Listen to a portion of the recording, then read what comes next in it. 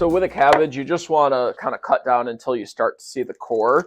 At that point, it gets a little tough, but everything above it is really nice and tender once you saute it.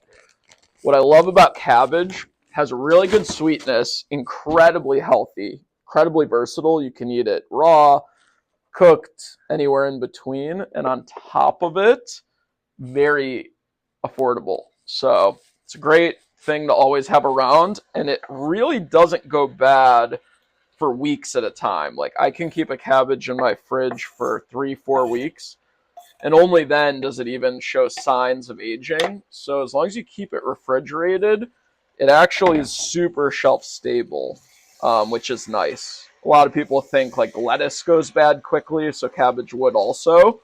But, cabbage is a hell of a lot sturdier than lettuce, even though they look similar. As you can see, we have some nicely chopped cabbage. We wanted to keep decent sized chunks so that once it starts to heat, it doesn't completely wilt away.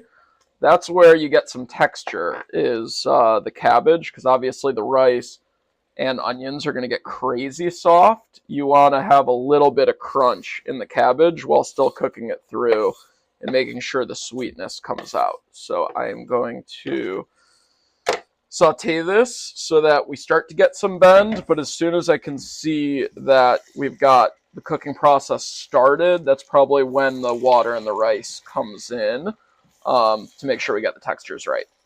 So we really like when we start to see some brown bits, especially on onions, but also the cabbage, because that means we're getting some caramelization, which means savory flavor and also some sweetness.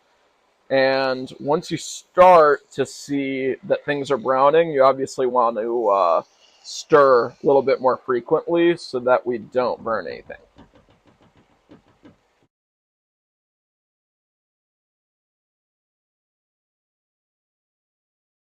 Rice is going in, and in most cases, when you use rice in recipes, you usually want to actually drain it.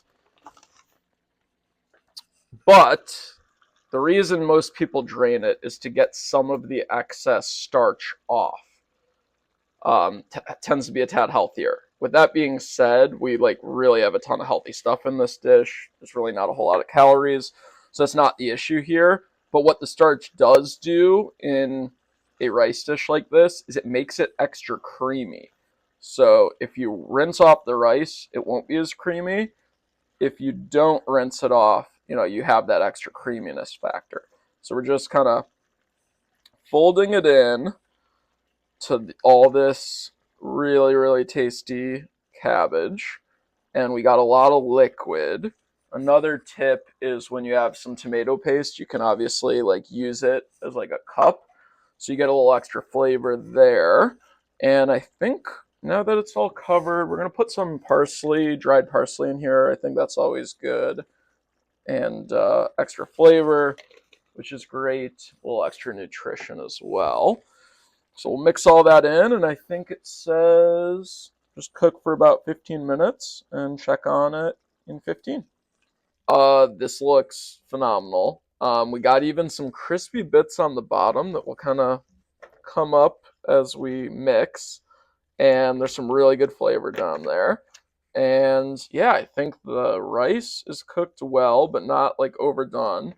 And I think we got a good combination of soft cabbage, but still some texture. So excited to dive in and see how we did.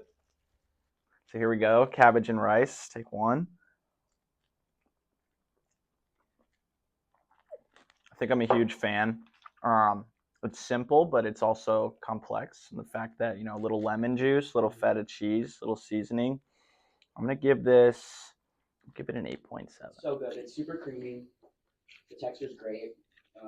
Really no complaints. I'm going to give it 9.2. So I'm happy with how it looks. I think we cooked everything to the right temp. It's a very basic recipe. It's one of those, you take one bite and you're like, that's good. And then as you take more bites, you're like, wait, it's actually really good. So I'll give it 7.8. Really tasty, super easy to make.